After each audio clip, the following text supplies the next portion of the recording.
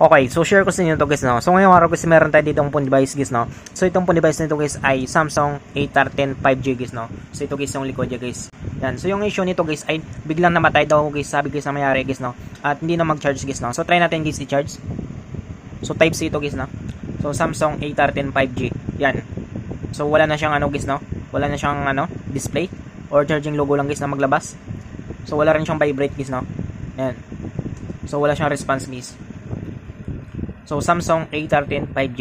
So ngayon guys, yung ang gagawin natin dito guys, bubuksan natin ito guys, no. So try natin guys, i-check guys yung motherboard nito. So tanggalin natin guys yung charger niya. So bubuksan natin ito guys, no. So para mabuksan natin ito guys, pwede kayong gumamit guys ng pang-opening tools nyo guys, no. So sa akin guys, gagamit rin ako dito guys ng pang-opening tools natin guys, no. So medyo makunat kasi ito guys tanggalin guys. Kasi Samsung A13 5G kasi ito guys, no. Yan, sobrang higpit guys ng cover nito guys, no, sa frame niya guys. Kaya di ba basta-basta matanggal guys. So ang gagawin natin dito guys, bubuksan natin. So para mabuksan natin, unahin natin tanggalin dito guys yung SIM tray niya guys, no. So tanggalin natin guys yung SIM tray niya. Yan. So pinaano sa atin ito guys, no, pinapa-check tapos gagawa na rin natin guys ng video natin guys. Yan. So simulan natin.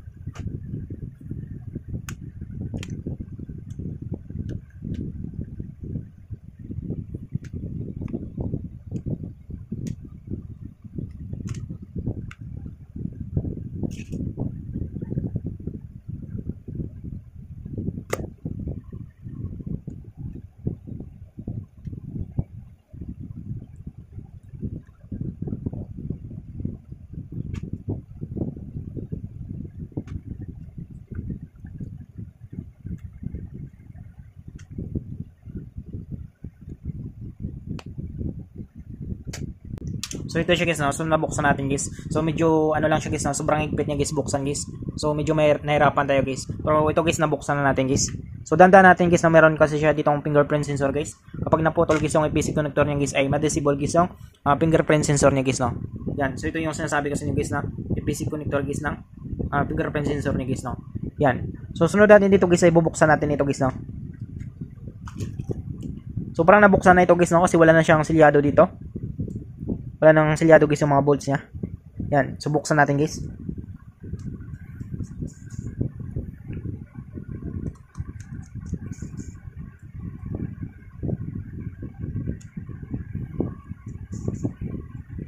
So kaya ba yung ano nito guys, no? Yung mga bolts niya. Sobrang lalaki.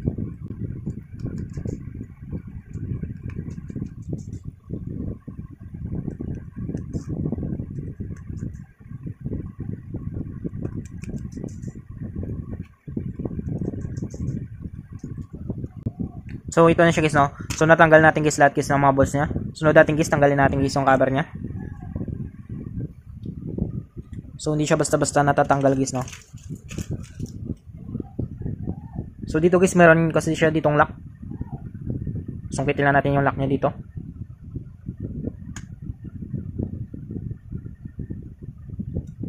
Yan. So natanggal natin guys yung lock niya. So tanggalin na natin. Yan. So ito guys yung loob guys ng Samsung A13 5G guys, no. So sunod natin dito guys, ang gagawin natin, tanggalin natin guys yung FBC connector guys ng battery niya guys, no. Una natin tanggalin ito guys.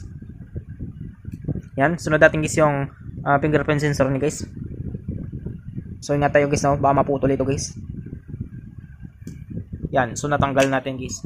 So ito yung sinasabi ko sa inyo guys na EPC connector guys ng fingerprint sensor guys, no? Kapag ito guys ay naputol, ay ma-disable na guys yung fingerprint sensor nito guys. So hindi na siya gagana guys, no? Mawala na siya guys ng fingerprint sensor. So para maibalik to, pwede nating i-jumper. Kapag kung sakaling naputol ito, pwede nating jumper or papalitan natin guys, no? Yan, so tabi natin yan. So dito guys ay check natin guys yung motherboard nito guys, no?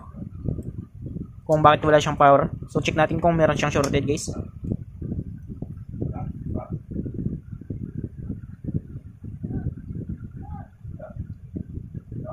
So hanapin natin dito guys yung positive sa positive guys, no? Negative sa negative guys. Yan. So ito siya guys, no? So dito tayo guys sa positive sa positive. So positive sa positive, negative sa negative. So dapat papalo siya guys, no? Yan. So makita niyo guys, pumalo siya. So kapag binaliktad natin guys yung positive sa negative, negative sa positive, dapat hindi siya papalo guys, no? Yan. So hindi siya pumalo guys. Ibig sabihin guys ay wala siyang shorted guys sa motherboard guys, no? So walang tama guys yung motherboard niya. Good board siya guys, no? So ang ano lang dito guys ay, sabi guys ng may-ari nito ay bigla na lang ito guys namatay guys, no? Tapos hindi na siya mag-charge. So ang gagawin natin, battery shock natin. Try natin i-battery shock. So check natin kung meron siya ditong ano, terminal.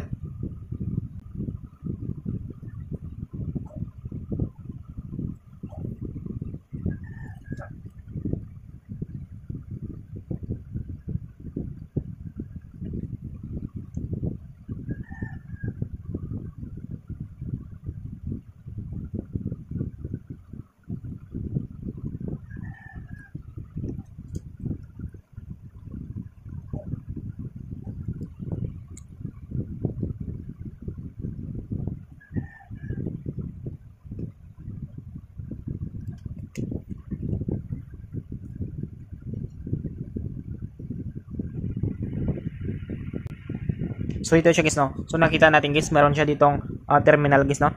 Dito guys sa M18 terminal guys. Yan.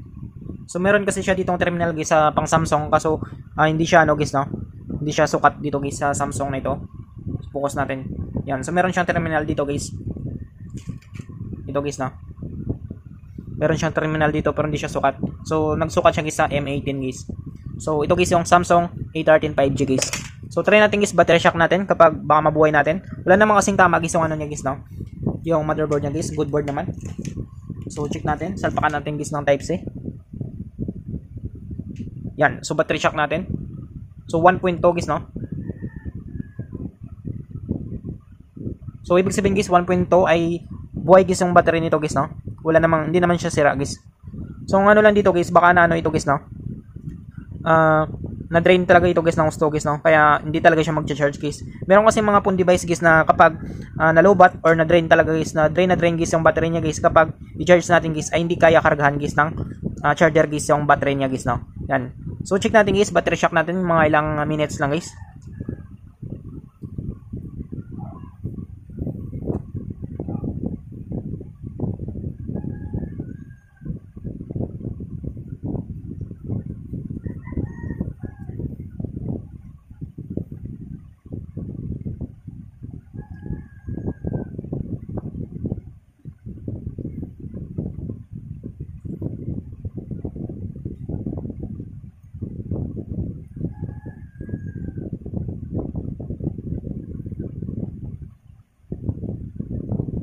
So yun siya guys, no? So okay na yun siya guys. So forward natin. So tanggalin natin. So try natin kapag mag-power guys, no?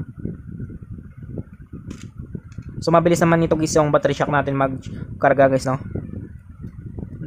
Direct kasi ito guys yung ano natin, yung active panel natin guys sa battery nito guys, no? Direct karga ito guys sa battery niya guys. Yan. So try natin ibalik guys, no? Try natin guys kapag magkaroon nito guys ng power. So charge natin. So check natin guys, no? Kapag mag-power siya guys.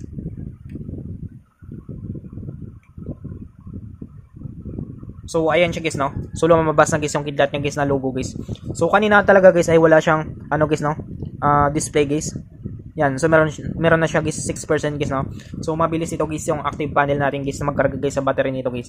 Yan. So nagkaroon na siya guys ng 6%. So kanina talaga guys i-charge natin guys, no? Ay wala talaga siyang lumalabas guys na charging logo guys, no? Yan. So ngayon guys ay meron na siyang charging logo guys. Yan. So okay na ito siya guys, buhay na ito. So i-charge na lang natin. So okay na ito. So karga na lang natin guys yung battery niya guys, no. Yan.